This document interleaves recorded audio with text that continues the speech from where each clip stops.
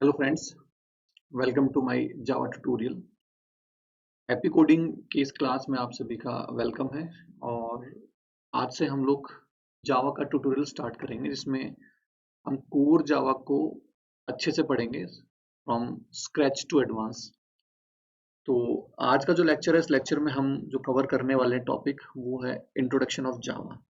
Introduction of Java का मतलब ये है कि इस लेक्चर के थ्रू हम ये देखेंगे कि जो जावा थी उस जावा की रिक्वायरमेंट हमको क्यों हुई, क्योंकि जब जावा आई थी तो उस टाइम पर मार्केट में पहले से सी और सी प्लस प्लस जैसी प्रोग्रामिंग लैंग्वेजेस जब अवेलेबल थी, तो उनके बावजूद भी हमको क्यों रिक्वायरमेंट हुई जावा की, ठीक है, या किसी नई प्रोग्रामिंग लैंग्वेज की।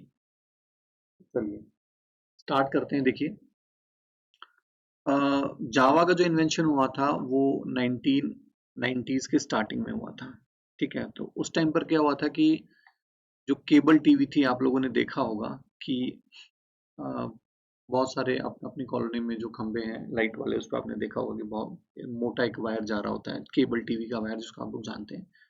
तो 1990s में केबल टीवी बहुत ज़्यादा फेमस हो रहा था। तो केबल टीवीज में जो भी वायर आता था, उस वायर को एक बॉक्स के साथ कनेक्ट कर दिया जाता था, जिसको अपन क्या बोलते थे, जिसको अपन सेट टॉप बॉक्स बोलते थे।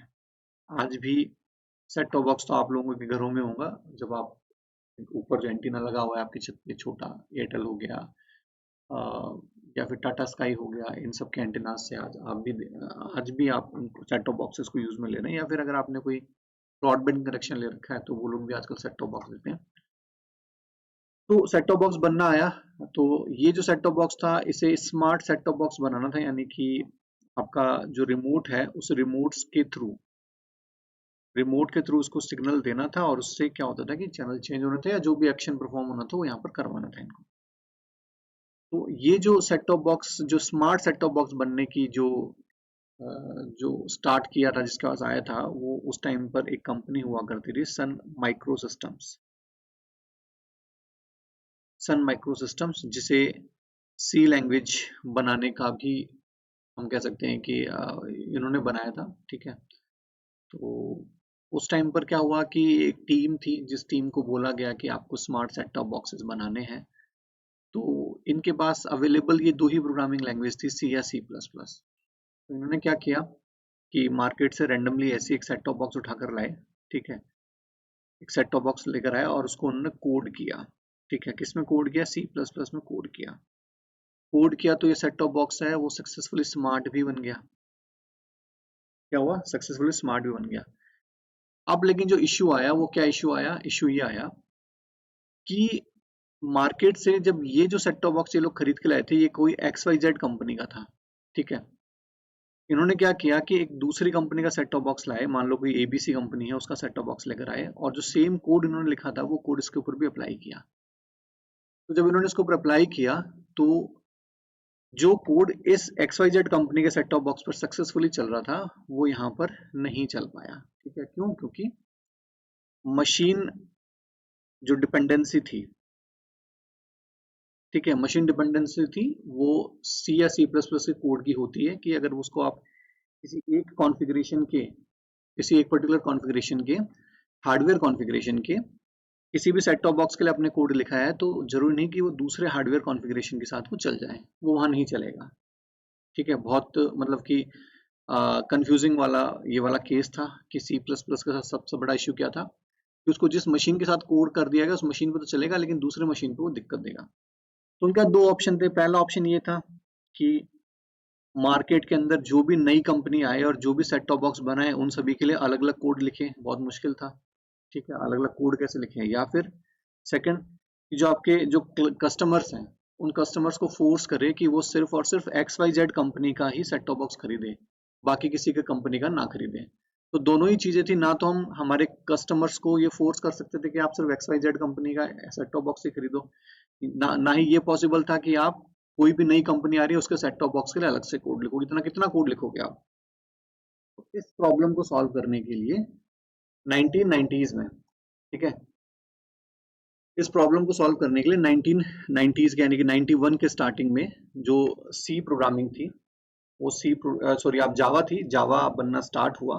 ठीक है, और जब जावा बनना स्टार्ट हुआ तो उस टाइम पर क्या हुआ कि जो 18 मंथ्स हैं, 18 मंथ्स की बहुत ज़्यादा मेहनत के बाद, ठीक है, यानी 18 महीने की मेहनत के बाद क्या हुआ कि 1992 के अंदर इनिशियली जो आपकी जावा है वो बनकर तैयार हो गई 1992 के अंदर, लेकिन इसको मार्केट में जो लॉन्च किया था वो 1995 के अंदर किया था। ठीक है, इसका फर्स्ट वर्जन आया था, वो आया था जनवरी 23 यानी 23 जनवरी 1996 को आया था जेडीके 1.0।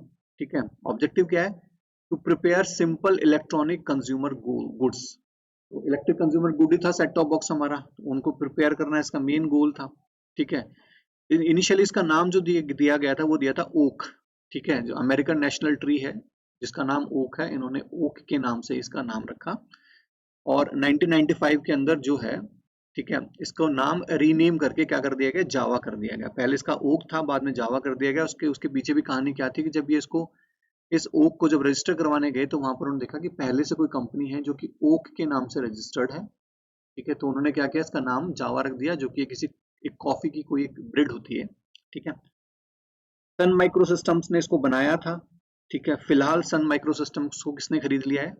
ऑरिकल कॉर्पोरेशन ने। तो आज के टाइम पर जो जावा है उसको कौन ऑन कर रहा है? ऑरिकल कॉर्पोरेशन उसको ऑन कर रहा है। ठीक है, इसको जो बनाने वाले थे वो कौन थे? जेम्स गॉसलिंग थे। जेम्स गॉसलिंग और उनकी टीम थी जिन्होंने इसको बनाया था। और जो जावा जिस टीम ने बनाया था उसको अपन ग्रीन टीम भी बोलते हैं। क्या बोलते हैं? Green team. तो इसका जो लेटेस्ट करंट वर्जन है वो है आपका JDK 21, जो कि 19 सितंबर 2023 को रिलीज हुआ था। ठीक है, तो ये जावा से रिलेटेड कुछ इंट्रोडक्शन था जो हमने देखा कि क्यों रिक्वायरमेंट हुई सी और C++ के अंदर क्या कमियां थी जिसकी वजह से जावा को इन्वेंट किया गया। क्लियर? Thank you.